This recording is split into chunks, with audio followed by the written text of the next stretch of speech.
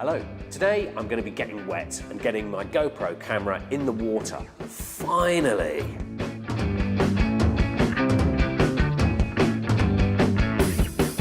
Adorama TV presents Capture the Action with Martin Dorey. Hello, I'm Martin Dorey and you are watching Adorama TV. I'm in this really quite moist atmosphere of the pool today to put the Hero 3 Plus Black Edition GoPro camera through its paces. We're going to be talking about housing, we're going to be talking about condensation, and I'm also going to show you one trick that will make your footage as good as it can be. Martin Dorey here. Don't forget to check out Adorama's latest competition to win some amazing prizes. Okay, let's start with the basics. Your camera isn't waterproof, but you knew that, didn't you? Okay, and that means you need to keep it dry, and that means any drips, any splashes, or putting it in the pool is gonna kill it. How do you keep it dry? Of course, with your standard housing. Here it is. Now this thing is waterproof to 40 meters. There it is. Don't forget, before you seal it up, to run your finger around that seal there just to make sure it's perfect. Also, before you seal it up, we need to talk about condensation. Now, taking your camera in cold or humid environments, or taking them from changes in environments, from a hot environment to a cold environment and vice versa, you can get fogging on the inside of your case, and that will ruin your shots, as you can see here.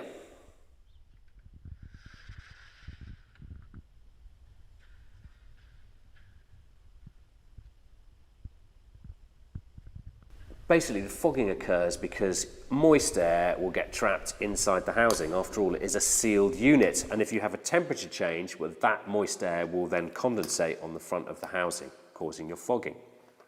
One way of getting around this is to make sure that the camera and the housing are really dry before you put the camera in. So that would mean taking it out of a moist atmosphere like this, drying it off with a hairdryer maybe, putting it back in, sealing it up, and then bringing it back in here. Something else you can do is use one of these. This is an anti-fog insert, and what it'll do is it'll help to suck the moisture out of that air that's trapped inside your housing. You just slip it into the bottom of the housing there, close it up. You can use these up to 4 or 5 times. After each use, simply heat them up in the oven for a few minutes, then you can use them again. Right then, at last, let's get this thing in the water.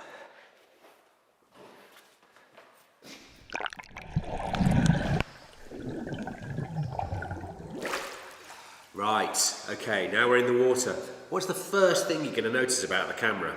Well, I'll tell you. It's not going to float.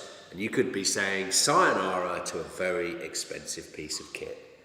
Bye-bye. So how are you going to avoid losing your camera in the water? Well, one thing you can do is to use one of these, a floating handle. It really is as easy as it seems.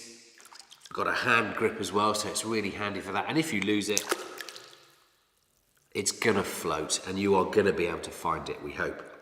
Of course, I wouldn't recommend using it without the wrist handle, but it'll give you some great shots.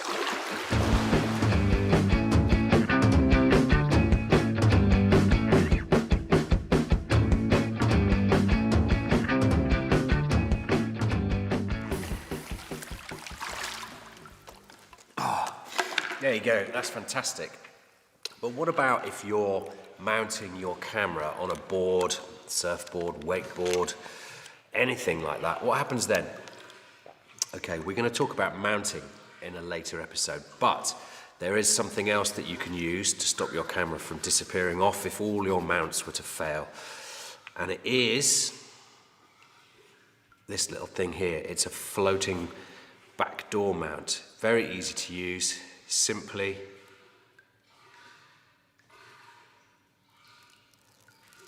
peel off the sticky, make sure your camera's dry, stick it on the back door,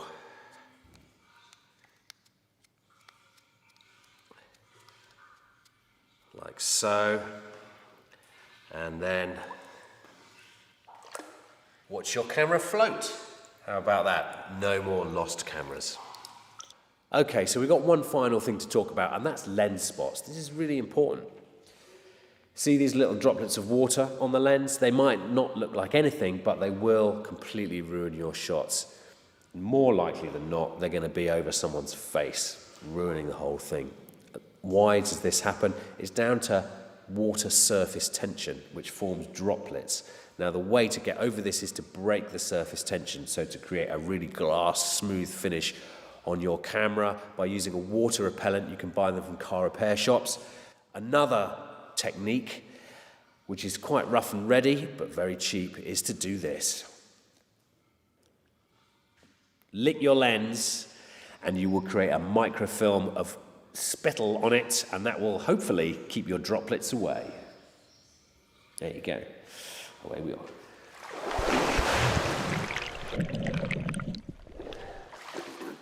Okay, that's it for now. Don't forget to dry off your camera as much as you can before you take it out of the housing. We need it for next time. Thank you for joining me on Adorama TV today.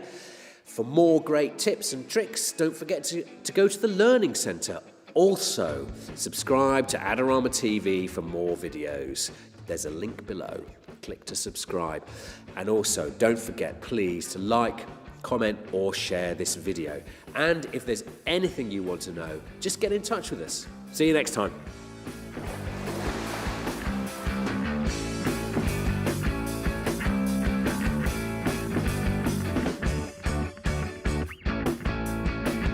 Do you want great-looking prints at low cost? Be sure to visit our easy-to-use online printing service. Adorama Pix has professionals who treat your images with the utmost care that you can count on. For a quick turnaround on photos, cards, or albums, use AdoramaPix.com.